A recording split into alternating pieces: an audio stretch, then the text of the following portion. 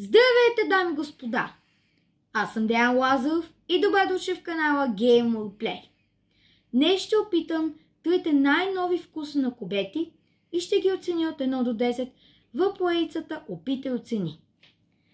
Първият вкус на кубети е начо чиз и този вкус съм го опитвал много отдавна, затова не помня дали ми е харесал или не.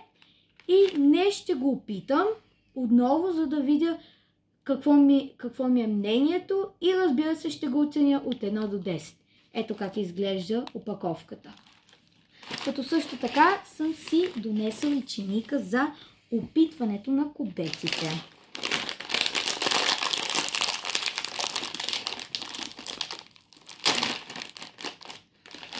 Първо нека ви покажа как изглежда една кубетка. Ето така изглежда. Сега нека да го пробвам.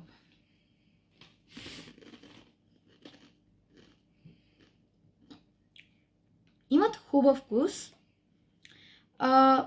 Обичам сирене, но не съм голям фен на сиренето. И по принцип на тези кубети бих им дал като финална оценка, може би като за начало 7 от 10. Хубави са, но не съм голям фен на сиренето. Нека сега да ви покажа и вторите кубети. А именно кубети Sweet Corn. По-голям фен съм на царевицата, отколкото на сиренето. И по принцип, когато съм опитвал тези кубети, наистина много са ми харесвали. Затова сега като ги опитам и се надявам да ми харесат отново.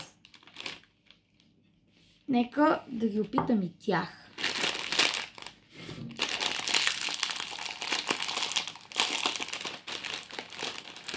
Забравих да ви покажа ето как изглежда опаковката на кубети.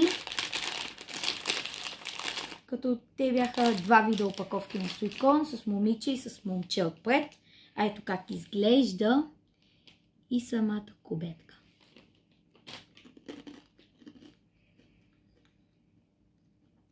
Със сигурност имат по-хубав вкус, отколкото на начо чиз.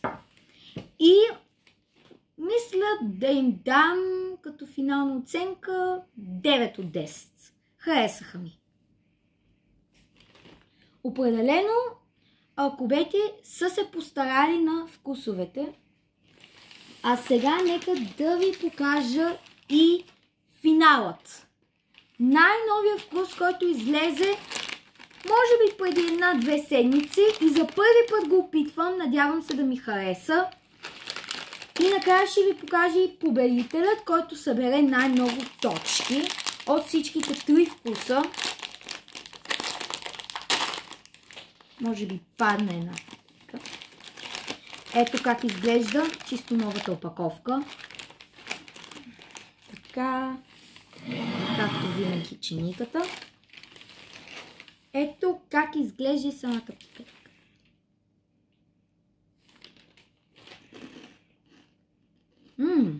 Хубави са.